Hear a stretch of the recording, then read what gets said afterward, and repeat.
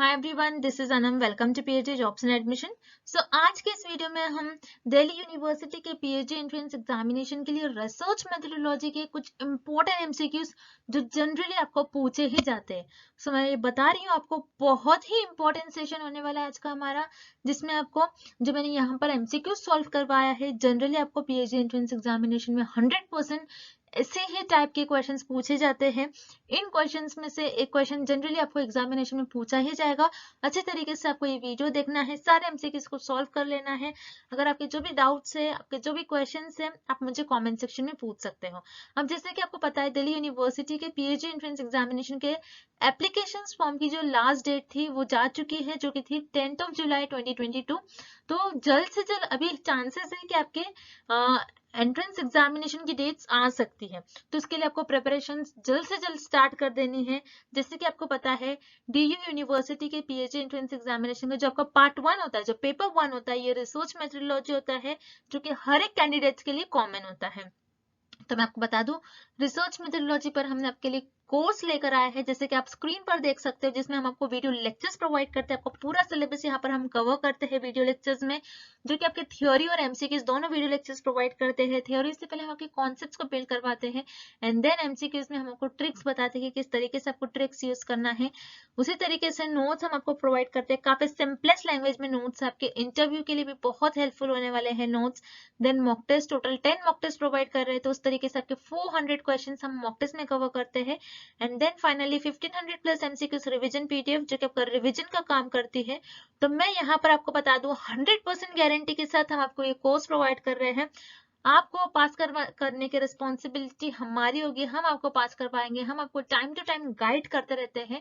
तो आपको याद रखना है, आपको ज्यादा टाइम वेस्ट नहीं करते हुए जल्द से जल्द आपको प्रिपरेशन को स्टार्ट करना है। स्टार्ट करने के लिए स्क्रीन पर जो आपको नंबर नजर आ रहा है, उस नंबर पर व्हाट्सएप के थ्रू हमें कॉन्टैक्ट करना है, और आप हमारे ऐप के थ्रू भी स्टडी मटेरियल को एक्सेस कर सकते हो, जिसके लिंक मैंने आपके साथ comment section as well as description box में भी शेयर कर रखी है।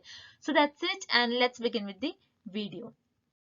तो एक बार ये एमसीक्यू स्टार्ट करने से पहले मैं आपको अच्छी तरीके से हमारे कंटेंट जो हम आपको प्रोवाइड करते हैं, जो स्टडी मटेरियल हम आपको प्रोवाइड करते हैं, उसके बारे में एक बार मैं आपको फटाक से बता दूं कि हमारे इस कोर्स में हम आपको video lectures, mock test, notes provide करते हैं, और 1500 प्लस एमसीक्यूज रिविजन पीडीएफ। ये सारा जो कंटेंट आप देख रहे हो स्क्रीन पर, ये आपको एक ही जगह मिलेगा। कई स्टूडेंट्स क्या करते हैं, इंटरनेट से स्टडी मटेरियल रिफर करते हैं। सो इंटरनेट पे जो लैंग्वेज यूज करी जाती है, बहुत डिफिकल्ट लैंग्वेज यूज करी जाती है, जिससे कि आपको समझ नहीं आता है क्या लिखा हुआ है, किस तरीके से ये जो कंटेंट है आपको किस तरीके से रीड करना है, कितना कंटेंट आपको फॉलो करना है। क्योंकि हम हमारे कोर्स में आपको बताते हैं आपको कितना स्टडी मटेरियल यूज करना है। बहुत ज्यादा भी नहीं आपको पढ़ना है, बहुत कम भी नहीं, आपको जितना सफिशिएंट है आपके स्टडी के लिए उतना आपको पढ़ना है। सो हमारे कोर्स में हम आपको गाइड करते रहते हैं कि किस तरीके से आपको किस टॉपिक पर ज्यादा फोकस रहना है, कहाँ से ज्यादा क्वेश्चंस आपको पूछे जा सकते हैं। ये सारी चीजें हमारे कोर्स में हम आपको बताते हैं। सो हमारा ये जो कोर्स है, हम आपको गारंटी के साथ कहते हैं कि हमारे इसी कोर्स से आपको एग्जाम में 30 से 35 क्वेश्चन डायरेक्टली पूछे जाएंगे। तो जल्द से जल्द आपको कोर्स को परचेस करना है। परचेस करने के लिए स्क्रीन पर ये जो नंबर नजर आ रहा है, इस पर व्हाट्सएप के थ्रू हमें कॉन्टैक्ट करना है। याद रखिएगा, नॉर्मल कॉल्स नंबर पर नहीं लगेगा, और आप हमारे इस ऐप के थ्रू भी स्टडी मटेरियल को एक्सेस कर सकते हो। सो ऐप को एक्सेस करने के लिंक मैंने आपके साथ डिस्क्रिप्शन बॉक्स में प्रोवाइड कर रखी है। So that's it, and let's begin with the MCQs. The research design in which the investigator studies the life experiences of individual in the life world is called। इस question में हमें find out करना है एक ऐसे research design जिसमें investigator का मतलब है यहाँ पर रिसर्चर को स्टडी करना है। यहाँ पर एक ऐसे रिसर्च डिजाइन होती है जिसमें रिसर्चर स्टडी करते हैं थ्रू कोई भी पर्सन है उनके लाइफ एक्सपीरियंस के बेसिस पर उस पर्टिकुलर फेनोमेना को डिस्क्राइब करते हैं। सो वो कौन से रिसर्च डिजाइन होंगे, हमें ये फाइंड आउट करना है। सो रिमेंबर, वो आपकी रिसर्च डिजाइन होंगी फेनोमेनोलॉजी क्या होता है, जिसमें रिसर्चर किसी भी पर्सन के एक्सपीरियंस के बेसिस पे उस पर्टिकुलर फिनोमेना को डिस्क्राइब करने की कोशिश करते हैं।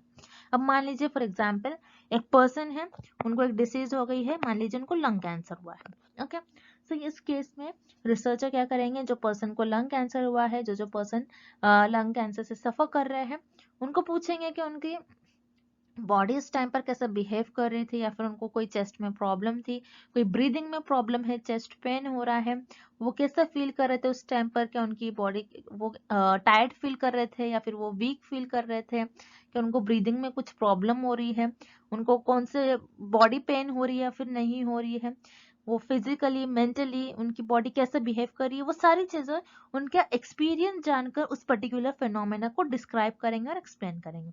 सो ये होता है आपका फेनोमिनोलॉजी। इस रिसर्च डिजाइन को हम कहते हैं फेनोमिनोलॉजी। अब रह गए बाकी ऑप्शंस को भी हम देख लेते हैं।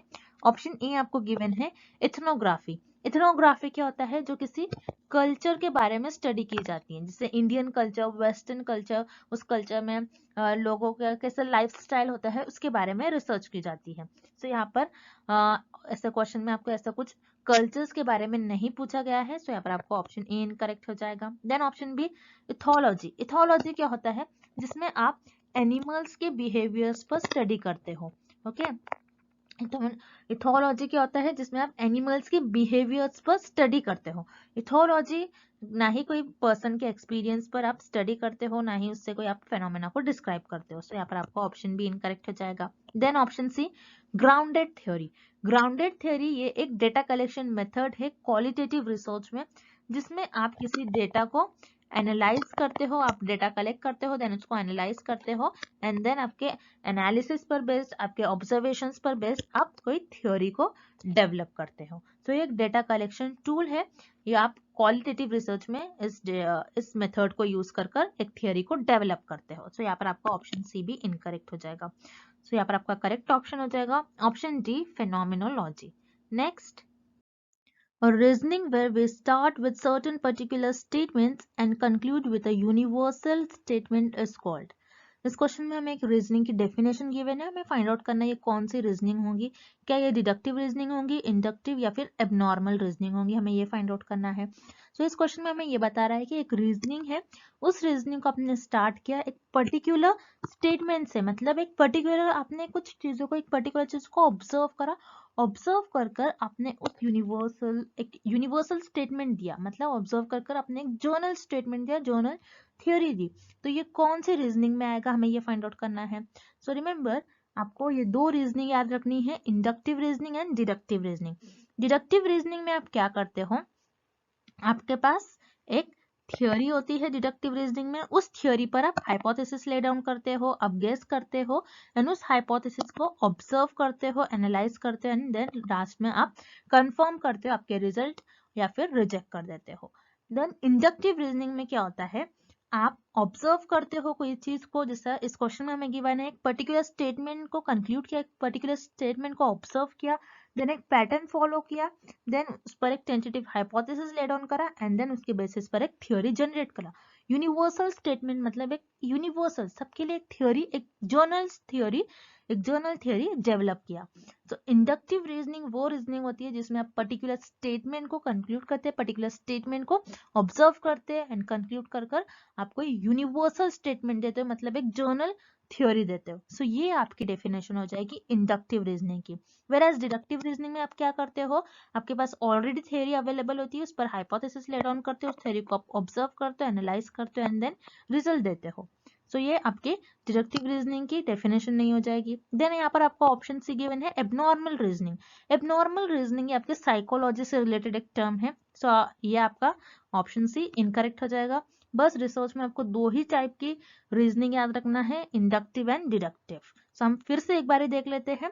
डिडक्टिव रीजनिंग वो होती है जिसमें आपके पास ऑलरेडी थ्योरी अवेलेबल होती है, उस थ्योरी पर आप हाइपोथेसिस ले डाउन करते हो, देन उस हाइपोथेसिस को आप ऑब्जर्व करते हो, एनालाइज करते हो, एंड देन रिजल्ट कंफर्म कर देते हो। इंडक्टिव रीजनिंग वो रीजनिंग होती है जिसमें आप कोई पर्टिकुलर ऑब्जर्व करते, पर्टिकुलर चीजों को ऑब्जर्व करते, एक पर्टिकुलर स्टेटमेंट देते हो, देन पैटर्न फॉलो करते हैं, देन उस पर टेंटेटिव हाइपोथेसिस ले डाउन कर एक जर्नल थ्योरी देते हो, यूनिवर्सल स्टेटमेंट देते हो। तो ये हो जाएंगे आपकी डेफिनेशन इंडक्टिव रीजनिंग की। सो यहाँ पर आपका ऑप्शन भी करेक्ट हो जाएगा। Next, probability distribution of a statistic is called. इस क्वेश्चन में हमें फाइंड आउट करना है कि प्रोबेबिलिटी डिस्ट्रीब्यूशन स्टैटिस्टिक का, उसे हम क्या कहते हैं, स्टैटिस्टिक का प्रोबेबिलिटी डिस्ट्रीब्यूशन को हम क्या कहेंगे। स्टैटिस्टिक क्या होता है कि आपके जो सैंपल्स होते हैं, सैंपल से मिलने वाली इंफॉर्मेशन, सैंपल से मिलने वाली वैल्यूज को हम कहते हैं स्टैटिस्टिक। अब probability distribution of a statistic, इसको हम क्या कहते हैं, ये हम एक एग्जाम्पल के थ्रू समझेंगे। मान लीजिए आपकी एक पॉपुलेशन है, आपकी पॉपुलेशन में बहुत सारे मेंबर्स है, समझ लो हंड्रेड्स में आपकी पॉपुलेशन में मेंबर्स है। अब इस पॉपुलेशन में से मैंने क्या कर लिया, सैंपल अपने सेलेक्ट कर लिया। मैंने एक ग्रुप सेलेक्ट कर लिया जिसमें 10 पीपल है, 10 मेंबर्स है, और इनका मैंने वेट मेजर किया। सो इन 10 पर्सन का एवरेज वेट आ रहा है x1 बार। उसी तरीके से फिर से मैंने एक और सैंपल सेलेक्ट कर लिया 10 लोगों का, इसका मुझे एवरेज वेट मिल रहा है x2 बार। उसी तरीके से एक और सैंपल मैंने सेलेक्ट कर लिया, मुझे इन 10 लोगों का एवरेज वेट मिल रहा है x3 बार। सो ऐसे मैंने 10 लोगों का 3 ग्रुप सेलेक्ट कर लिया और उनका मैंने एवरेज वेट निकाल लिया। अब ये जो वैल्यूज मुझे मिल रहे हैं, ये x1, x2, x3 जो मुझे वेट मिल रहा है मेरे सैंपल का, इसे हम कहते हैं सैंपल स्टैटिस्टिक। इसे हम कहते हैं स्टैटिस्टिक, मतलब सैंपल से मिलने वाली इंफॉर्मेशन को हम कहते हैं स्टैटिस्टिक। अब ये जो मुझे इंफॉर्मेशन मिल रही है, मैं क्या करूंगी, एक डिस्ट्रीब्यूशन बनाऊंगी। तो मैं इस इंफॉर्मेशन को मैं ग्राफ में कन्वर्ट कर दूंगी, जैसे ये x1 bar, x2 bar and x3 बार। तो मुझे जो सैंपल से इंफॉर्मेशन मिल रही है, उस इंफॉर्मेशन को मैंने इस तरीके से डिस्ट्रीब्यूट कर दिया है। सो इसी डिस्ट्रीब्यूशन को हम कहते हैं, और इसी probability distribution of a statistic, इसी डिस्ट्रीब्यूशन, इसी सैंपल के जो स्टैटिस्टिक मिल रहा है आपको, स्टैटिस्टिक के डिस्ट्रीब्यूशन को हम कहते हैं सैंपलिंग डिस्ट्रीब्यूशन। ओके, तो probability distribution of a statistic is called sampling distribution. मतलब सैंपल के जो आपको इंफॉर्मेशन मिल रही है उसे हम कहते हैं स्टैटिस्टिक, और उसी इंफॉर्मेशन को आप क्या करते हो, इस तरीके से स्प्रेड करते हो, इस तरीके से डिस्ट्रीब्यूट करते हो, और इस डिस्ट्रीब्यूशन को हम कहते हैं सैंपलिंग डिस्ट्रीब्यूशन। अब रिमेनिंग ऑप्शन भी हम देख लेते हैं। स्टैंडर्ड एरर, स्टैंडर्ड एरर क्या होता है, जैसे आपकी जो सैंपलिंग डिस्ट्रीब्यूशन है, इसमें ये मतलब आपके मीन से कितना आपका जो वैल्यूज है वो स्प्रेड है, ये होता है आपका स्टैंडर्ड डिविएशन। इसी स्टैंडर्ड डिविएशन को, और जो आपकी वैल्यूज मीन से कितनी ज्यादा दूर है, इसी को हम कहते हैं स्टैंडर्ड एरर। सो ये स्टैंडर्ड एरर की डेफिनेशन नहीं होगी, दैट्स व्हाई आपका ऑप्शन बी इनकरेक्ट है। Then option C, sampling error. Sampling error क्या होता है, difference between population parameter minus sample statistic. Population parameter और सैंपल स्टैटिस्टिक का डिफरेंस को हम कहते हैं सैम्पलिंग एरर। ये भी हमें इस क्वेश्चन में नहीं पूछ रहा है, सो यहाँ पर आपको ऑप्शन सी इनकरेक्ट हो जाएगा। Then option D, parameter. Parameter क्या होता है, पॉपुलेशन से मिलने वाली इंफॉर्मेशन, पॉपुलेशन से जो भी आपको इंफॉर्मेशन मिल रही है, वैल्यूज मिल रही है, उससे हम कहते हैं पैरामीटर। सो यहाँ पर इसकी भी हमें डेफिनेशन नहीं गिवन है, सो यहाँ पर आपको ऑप्शन डी इनकरेक्ट हो जाएगा। So probability distribution of a statistic is called sampling distribution. So यहाँ पर आपका ऑप्शन ए करेक्ट हो जाएगा। Next, tabulation sources of data is shown in the, इस क्वेश्चन में हमें फाइंड आउट करना है कि टेबुलेशन में सोर्सेस ऑफ डेटा को आप कहाँ मेंशन करते हो।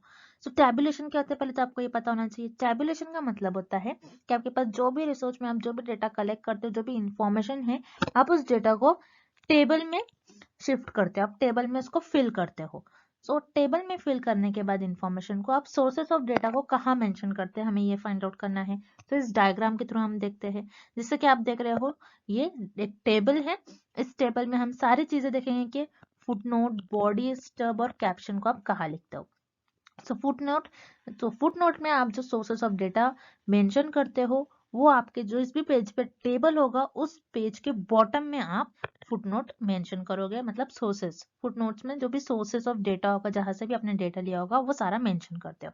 देन बॉडी, बॉडी क्या होता है, आपके टेबल का जो मेन पार्ट है, जो मेन इंफॉर्मेशन है, जिसमें आपका यहाँ पर बॉडी होगा, जो भी इंफॉर्मेशन आप लिखोगे, ये आपकी बॉडी होती है, main part of the table. Then stub, stub क्या होता है कि आपके जो ये हेडिंग्स होते हैं टेबल में, जो ऊपर साइड हेडिंग होते हैं, उसे हम कहते हैं स्टब।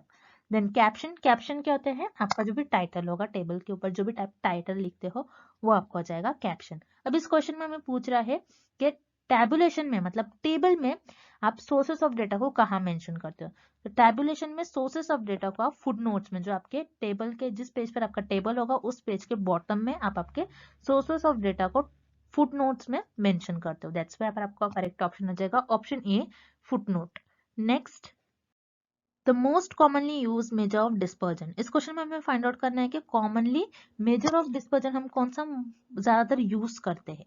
अब डिस्पर्जन का मतलब क्या होता है, पहले तो आपको ये पता होना चाहिए। डिस्पर्जन का मतलब होता है कि आपका डेटा कैसा स्प्रेड आउट है। आपका डेटा मान लीजिए ये मीन है, मीन से कितना फैला हुआ है, कितना दूर है आपका डेटा, ये हमें डिस्पर्जन बताता है। डिस्पर्जन का मतलब होता है कि आपका डेटा मीन से कितना फैला हुआ है, कितना स्प्रेड आउट है।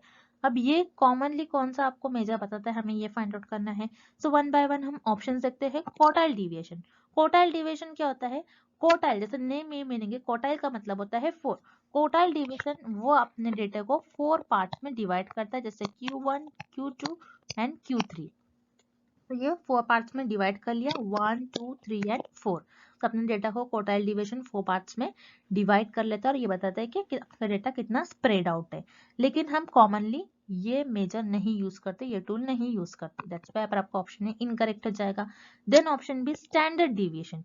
स्टैंडर्ड डिविएशन, स्टैंडर्ड डिविएशन भी ये बताता है कि आपका डेटा मीन से कितना दूर है और कितना स्प्रेड आउट है, कितना डिविएशन है आपका, मीन से कितना ज्यादा आपका डेटा फैला हुआ है। तो मोस्ट कॉमनली हम स्टैंडर्ड डिविएशन यूज करते हैं। सो आपको याद रखना है, मोस्ट कॉमनली हम हमारा डेटा कितना स्प्रेड आउट है, कितना फैला हुआ है मीन से, ये देखने के लिए हम स्टैंडर्ड डिविएशन का यूज करते हैं। Then range. रेंज क्या होता है कि higher value minus lowest value, ये आपको रेंज बताता है। बट मोस्ट कॉमनली हम मेजर ऑफ कौन सा मेजर ऑफ डिस्पर्जन यूज करते हैं? Standard deviation, not range. तो यहाँ पर आपका ऑप्शन सी इनकरेक्ट हो जाएगा। Then option D coefficient of variation. Coefficient of variation का फॉर्मूला क्या होता है, आपको याद रखना है, sigma upon mu. So coefficient of variation भी यही बताता है कि आपका डेटा कितना डिस्पर्ज है, कितना स्प्रेड आउट है मीन से। लेकिन आपका कोएफिशिएंट ऑफ वेरिएशन ये बताता है, याद रखिएगा, रिलेटिव मेजर ऑफ डिस्पर्जन बताता है। आपको याद रखने का है कि आपका जो कोएफिशिएंट ऑफ वेरिएशन बहुत इंपॉर्टेंट है। आपको प्रीवियस ईयर में यही क्वेश्चन पूछा गया था, रिलेटिव मेजर ऑफ डिस्पर्जन अगर आपको क्वेश्चन में आता है तो आपको कोएफिशिएंट ऑफ वेरिएशन आपका आंसर हो जाएगा। लेकिन इस क्वेश्चन में हमें पूछ रहा है commonly use measure of dispersion. Commonly use measure of dispersion आपका होता है standard deviation, not coefficient of variation. That's why आपका करेक्ट ऑप्शन हो जाएगा option B standard deviation. Next, in an experimental research study, the primary goal is to isolate and identify the effect produced by। इस question में हमें find out करना है कि experimental research में, एक्सपेरिमेंटल रिसर्च का एक प्राइमरी गोल और एक्सपेरिमेंटल रिसर्च का मेन गोल ये होता है कि आइसोलेट करना, आइडेंटिफाई करना इफेक्ट प्रोड्यूस बाय। इफेक्ट कौन सा ऐसा वेरिएबल होता है जो इफेक्ट दिखाता है? सो वो वेरिएबल होता है आपका इंडिपेंडेंट वेरिएबल। एक्सपेरिमेंटल रिसर्च का मेन गोल यही होता है कि ये फाइंड आउट करना कि इंडिपेंडेंट वेरिएबल कैसा इफेक्ट शो कर रहा है डिपेंडेंट वेरिएबल पर। जैसे आपको ये डायग्राम देखना है, इस डायग्राम में जैसे आप देख रहे हो, एक्सपेरिमेंटल रिसर्च का मेन गोल यही होता है कि इंडिपेंडेंट वेरिएबल डिपेंडेंट वेरिएबल पर कैसा इफेक्ट दिखा रहा है। इंडिपेंडेंट वेरिएबल का बेसिकली हम एक्सपेरिमेंटल रिसर्च में इफेक्ट देखते हैं, क्या इफेक्ट दिखा रहा है वो। अब डिपेंडेंट वेरिएबल क्या होता है, जिसको हम ऑब्जर्व करते हैं, उसे हम कहते हैं dependent variable. Then extraneous variable, extraneous variable जिसे हम एक्स्ट्रा वेरिएबल भी कहते हैं। एक्सट्रेनियस वेरिएबल वो वेरिएबल होते हैं रिसर्चर जिनको अपने रिसर्च में कंट्रोल करने की कोशिश करता है, और एक्सट्रेनियस वेरिएबल सिर्फ और सिर्फ डिपेंडेंट वेरिएबल को अफेक्ट करता है। Then confounding variable, confounding variable क्या होते हैं? ऐसे वेरिएबल जो इंडिपेंडेंट वेरिएबल को as well as dependent variable, ये दोनों भी वेरिएबल को अफेक्ट करते हैं, सो उसे हम कहते हैं कॉन्फाउंडिंग वेरिएबल। लेकिन एक्सपेरिमेंटल रिसर्च का मेन गोल और प्राइमरी गोल यही होता है कि इंडिपेंडेंट वेरिएबल कैसा इफेक्ट दिखा रहा है उसको मेजर करना, उसको आइडेंटिफाई करना। दैट्स व्हाई आपका करेक्ट ऑप्शन हो जाएगा option C independent variable. Next, the median of the series 638957 is. इस क्वेश्चन में हमें एक सीरीज गिवन है और एक डेटा गिवन है, उस डेटा का हमें मीडियन फाइंड आउट करना है।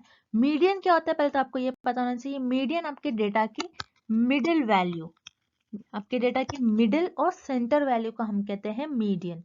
अब मीडियन को कैलकुलेट करने के लिए आपको कुछ स्टेप्स को याद रखना है। अगर आप स्टेप्स को याद रखते हो तो आप मीडियन को कैलकुलेट करना कभी नहीं भूलोगे। तो मैं स्टेप बाय स्टेप आपको बताऊंगी कि मीडियन को कैसे कैलकुलेट करना है। सो स्टेप 1 में आपको जो भी डेटा और जो भी इंफॉर्मेशन और जो भी सीरीज गिवन है उसको आपको इंक्रीजिंग ऑर्डर में आपको इंक्रीजिंग ऑर्डर में अरेंज करना है आपके डेटा को। तो आप किस तरीके से अरेंज करोगे? स्मॉलेस्ट डेटा आपके यहाँ पर स्मॉलेस्ट नंबर क्या होगा? 3, देन 5, देन 6, देन 7, 8 एंड 9। ये आपका इंक्रीजिंग ऑर्डर में आपने डेटा अरेंज कर दिया। देन स्टेप 2 ये देखोगे आप कि आपका डेटा ऑड है या फिर इवन है। जैसे कि आप देख रहे हो यहाँ पर आपको टोटल कितने नंबर्स गिवन है? 1 2 3 4 5 6, मतलब आपका जो डेटा है वो इवन है। अगर आपका डेटा इवन होता है तो उस केस में आपको 2 मिडिल वैल्यू मिलती है। अगर आपका डेटा ऑड होता है तो उस केस में आपको सिर्फ एक ही मिडिल वैल्यू मिलती है। तो हमारा डेटा इवन है तो हमें 2 मीडियन वैल्यू मिलेगी। मतलब आपने जो डेटा अरेंज करा है, यहाँ पर आप लेफ्ट से जा रहे हो तो थर्ड नंबर पर आपको 6 मिल रहा है, और राइट साइड से आप पर थर्ड नंबर पर आप देखोगे कि आपको 7 नंबर मिलेगा। तो इस केस में अगर आप लेफ्ट से जा रहे हो तो थर्ड नंबर पर 6 है, और राइट से जा रहे हो तो थर्ड नंबर पर 7 है। सो आप इवन में क्या करते हो? अगर आपका डेटा इवन होगा, स्टेप 3, अगर आपका डेटा इवन होगा उस केस में आप क्या करोगे? एवरेज लोगे। मतलब ये जो 2 मीडियन वैल्यू, आपको 2 मीडियन वैल्यू मिल गई, और तो उस दोनों वैल्यू का आप क्या करोगे? एवरेज लोगे, मतलब मीन लोगे। तो एवरेज किस तरीके से लेते हैं? 6 + 7, 6 + 7 डिवाइडेड बाय 2। 6 + 7 आपका हो जाएगा 13, 13 डिवाइडेड बाय 2 इज 6.5। तो यहाँ पर आपका इस केस में आपके जो मीडियन होगा, इस सीरीज का जो मीडियन मतलब मिडिल वैल्यू होगी वो होगी 6.5। तो यहाँ पर आपका करेक्ट ऑप्शन हो जाएगा option B 6.5। Next, research based on experiment and observation is called. इस क्वेश्चन में हमें फाइंड आउट करना है कि ऐसी रिसर्च जो एक्सपेरिमेंट एंड ऑब्जर्वेशंस पर बेस्ड होती है उस रिसर्च को हम क्या कहते हैं। तो याद रखिएगा, ऐसी रिसर्च जिसमें रिसर्चर एक्सपेरिमेंट परफॉर्म करते हैं और रिसर्चर अपने ऑब्जर्वेशंस और एक्सपीरियंस की बेसिस पर रिसर्च परफॉर्म करते हैं, उस रिसर्च को हम कहते हैं एम्पायरिकल रिसर्च। तो याद रखिएगा, एम्पायरिकल रिसर्च वो रिसर्च होती है जिसमें रिसर्चर एक्सपेरिमेंट परफॉर्म करते हैं, चीजों को टेस्ट करते हैं, एंड देन ऑब्जर्वेशन के उनके एक्सपीरियंस के बेसिस पर रिसर्च परफॉर्म करते हैं, उसे हम कहते हैं एम्पायरिकल रिसर्च। सो यहाँ पर आपका ऑप्शन डी करेक्ट हो जाएगा। देन हम रिमेनिंग ऑप्शंस भी देख लेते हैं। Option A, clinical research. Clinical research क्या होती है? क्लिनिकल रिसर्च में पीपल के हेल्थ या फिर इलनेस के बारे में रिसर्चर स्टडी करते हैं। तो क्लिनिकल रिसर्च, तो इस क्वेश्चन का करेक्ट ऑप्शन नहीं होगा, बिकॉज क्लिनिकल रिसर्च में रिसर्चर ऑब्जर्वेशन और उनके एक्सपीरियंस को आगे नहीं रख सकते। तो यहाँ पर आपको ऑप्शन इनकरेक्ट हो जाएगा। Then option B, experimental research. Experimental research में रिसर्चर क्या करते हैं? बेसिकली हाइपोथेसिस को टेस्ट करते हैं। एक्सपेरिमेंटल रिसर्च में रिसर्चर हाइपोथेसिस को टेस्ट करते हैं और ये देखते हैं कि जो वेरिएबल्स है उनके बीच में कैसा कॉज एंड इफेक्ट रिलेशनशिप है। बेसिकली एक्सपेरिमेंटल रिसर्च में हम इंडिपेंडेंट वेरिएबल का इफेक्ट देखते हैं कि डिपेंडेंट वेरिएबल पर वो क्या कैसा इफेक्ट बता रहा है। सो अगेन यहाँ पर ऑप्शन बी भी आपका इनकरेक्ट हो जाएगा। Then option C, laboratory research. Laboratory research क्या होती है? ऐसी रिसर्च जो सिर्फ और सिर्फ लैब्स में परफॉर्म की जाती है, उसे हम कहते हैं लेबोरेटरी रिसर्च। सो यहाँ पर आपका ऑप्शन सी भी इनकरेक्ट हो जाएगा। सो ऐसी रिसर्च जो जिस रिसर्च में रिसर्चर एक्सपेरिमेंट परफॉर्म करते हैं और रिसर्चर के ऑब्जर्वेशंस और एक्सपीरियंस पर वो रिसर्च बेस्ड होती है, उस रिसर्च को हम कहते हैं एम्पायरिकल रिसर्च। सो यहाँ पर आपका ऑप्शन डी करेक्ट हो जाएगा। Next, The kurtosis of any univariate normal distribution is। इस क्वेश्चन में हमें फाइंड आउट करना है कि अगर आपका जो डिस्ट्रीब्यूशन है वो नॉर्मल हो तो उस केस में आपकी kurtosis की क्या वैल्यू होगी। तो नॉर्मल डिस्ट्रीब्यूशन मतलब आपका डिस्ट्रीब्यूशन कुछ इस तरीके से हो, उसे हम कहते हैं नॉर्मल डिस्ट्रीब्यूशन। अगर आपका नॉर्मल डिस्ट्रीब्यूशन है जिसे हम मेसोकॉर्टिक भी कहते हैं, उस केस में आपकी kurtosis जिसे हम बीटा 2 से डिनोट करते हैं, उसकी वैल्यू हो जाती है आपकी 3 = 3। याद रखिएगा, जब भी आपका डिस्ट्रीब्यूशन नॉर्मल हो मतलब कुछ इस तरीके से हो, अगर आपका डिस्ट्रीब्यूशन मेसोकॉर्टिक हो उस केस में आपके कर्टोसिस यानी बीटा 2 की वैल्यू 3 हो जाती है।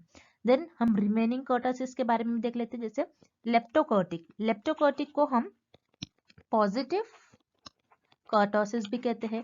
पॉजिटिव कर्टोसिस की वैल्यू और लेप्टोकर्टिक की वैल्यू हमेशा ग्रेटर देन 3 होती है। याद रखिएगा, लेप्टोकर्टिक जिसे हम पॉजिटिव कर्टोसिस भी कहते हैं, उसकी वैल्यू 3 से ग्रेटर होती है, एंड प्लेटिकर्टिक की वैल्यू हमेशा 3 से लेस होती है और मेसोकार्टिक की इक्वल टू 3 होती है।